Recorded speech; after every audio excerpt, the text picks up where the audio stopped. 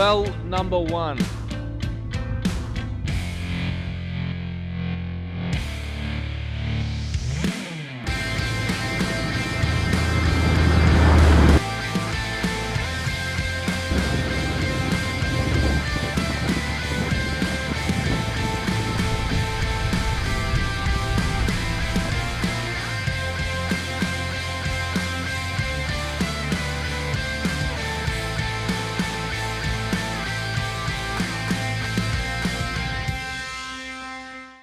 Durba Springs, she's a true oasis in the desert. Beautiful shady trees, soft grass, protected from the wind, and fresh water. Really, really nice place to stop. I can see why everyone basically stops there for 2 days. Toilets, the whole lot, everything you could possibly want, and you can explore the area up and down the gorge. I found it a little bit touristy, a little bit busy. I didn't do a lot of shooting on the ground because there were so many people there, and not my particular cup of tea in terms of, it's not really off the beaten track enough. You feel like you're in a campground that could be half an hour from a city because it's so well maintained. But people love that. Some people love that. The big tour groups like Outback Spirit, they go there specifically for that as a rest spot, and I think most of the big tour groups do the same. And I can see the appeal, but it's not really the sort of place where I'd want to spend more than a day, just because so many people will be going through there, and I'm trying to get away from it all. I want to be out in the desert and actually feel like it's remote and you're out on your own. And being at the busiest camp spot on the Canning Stock route, not really going to do that. So beautiful spot. If you want shady trees and beautiful birds singing all day long, and sheltered shady area with nice grass, Durba Springs is the place for you. For me, I'm going to continue south, and it's quite late. I was doing my washing, so it's 10:30, and I will probably only make 15, 14 today max. Starting to get rocky now, and a lot more wildflowers coming out, so should be a good drive. Hit me like a ton of bricks. Doesn't matter, weak or strong. Take your time and do your tricks. All I do is sing along. Yeah, I need you around, for brighter light and firmer ground. When you believe in me, love is gonna set me free.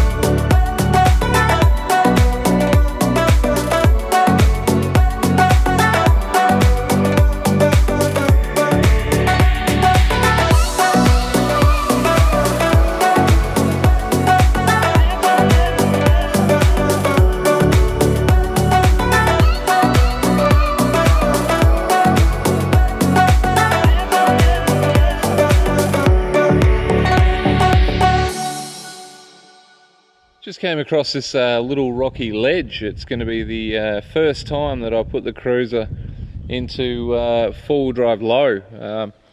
Nothing too stressful if you take it nice and easy, but it's a good little obstacle, and yeah, I'm looking forward to taking on the challenge without doing any damage. If you've got a low vehicle, you're going to have to be a bit careful of your side steps, and yeah, you're going to be rocking and rolling a bit, so you got to have your tyre pressures right and get your line right. Otherwise, you could do a little bit of damage. But yeah, this is going to be fun. Looking forward to it.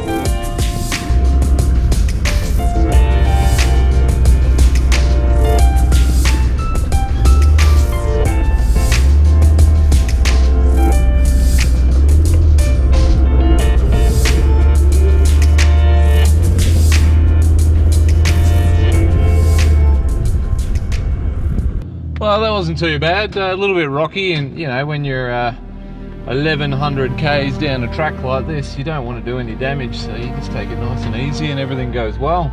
But yeah, nice little tricky section, and the first time I put it into 4x4 low on the trip so far. So yeah, really happy with that. Got through unscathed, which is what you want. Now I'm just approaching Murray Rankin's trolley, so I'll have a quick look at that before making my way over to CSR Well 15 next.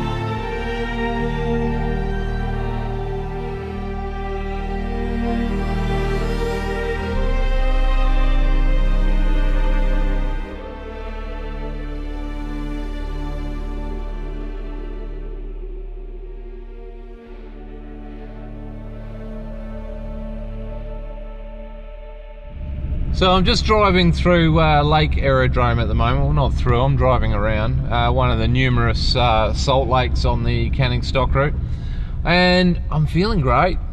I think tonight might be the night where I do my first night driving segment. Today's been a good day. I had a nice sleep in and a late start, so I didn't hit the track until about 11 o'clock. So I'm just in the mood. I love driving at night.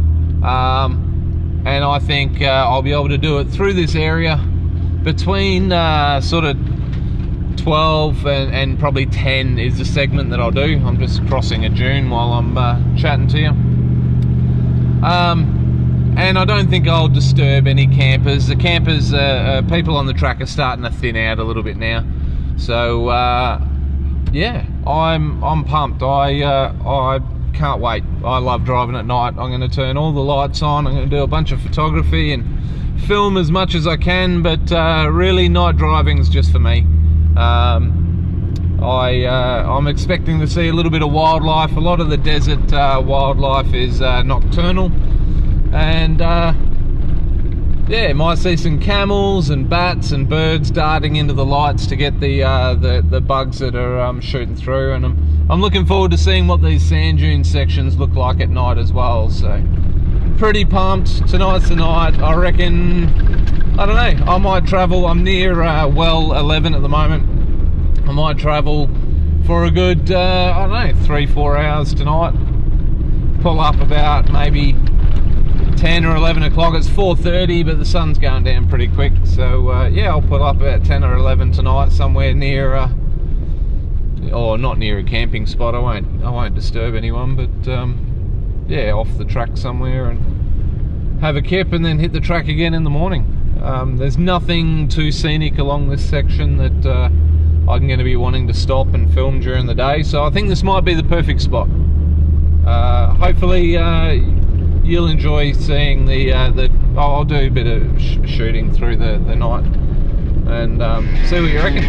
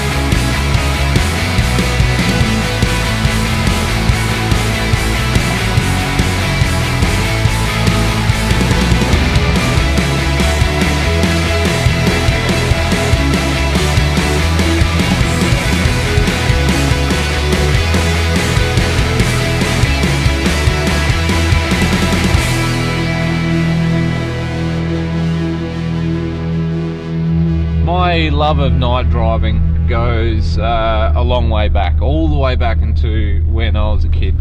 living in the Pilbara, growing up in the Pilbara, meant that even for something as simple as Christmas shopping, you had to travel hundreds of kilometres across dirt roads to get there and do that shopping.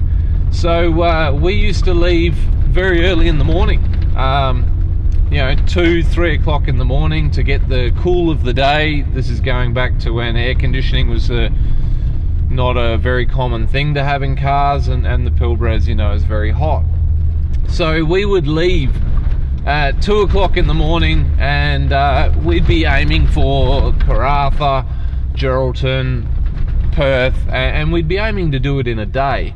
And I think I picked up on that, especially my dad would do the vast majority of the driving, and that sort of stuck with me. And ever since then, a trip from the Pilbara to Perth was a day trip for me. Most people will break up that 1200, 1600 Ks into 2 days, and I don't know, it's I love driving at night. I still do that same thing now. I get up very, very early in the morning, and I wake my poor family up as well, and we hit the road at 2-3 o'clock in the morning, and I really, really enjoy that segment more than any other segment of driving. There was an excitement as a kid. We all had a job to look out for the kangaroos after dark, and it came with a level of excitement. You're going on a holiday, or you're going Christmas shopping. It was night time, there was a lot going on. You're looking out for animals so they don't damage the car. And any trip like that back then, this is going back 30 years ago, a trip like that was a serious trip, where you would have to take supplies of water and food and basic necessities and toilet paper, and just so that when you get to if you get stuck or you have a breakdown or something like that. I'm just going to pull over for a sec. These corrugations getting pretty bad. So the trips into those long trips into Perth and Geraldton were you had to be very well prepared. We'd be taking 10-20 litres of water, because there's no guarantee that if you do break down on the road that anyone would even come across you that day. It could be several days before anyone went down the Nanyatara Road, for instance, or the access track that goes up and down the rail line that linked Paraburdoo and Tom Price to Karratha. And we'd travel that road to go food shopping. Not food shopping, sorry. We'd travel that road to go Christmas shopping. And so you would get genuinely prepared for an overland trip, much like we do now to go forward driving. And that was just to do your Christmas shopping. So for a young kid, that makes an impression. So that's why I think I still enjoy, even today, night driving so much. I got lights all over my car. I love lighting up the night. I love seeing all the animals. I love that it's easy on the eyes, and it's cooler, and there's not a thing I don't like about driving at night. I will choose to do that before anything else. So yeah, I'm going to chill out. I'm going to enjoy this trip tonight. I will probably be driving for quite some time, just because I enjoy it so much. And I'm going to turn the camera off now and just have a good time. See you later.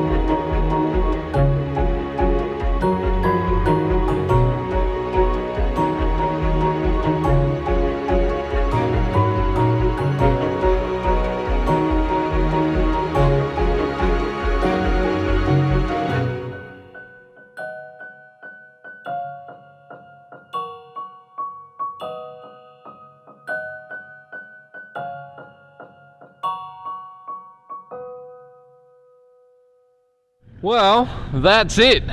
Well, number one, the end of my Canning Stock road trip.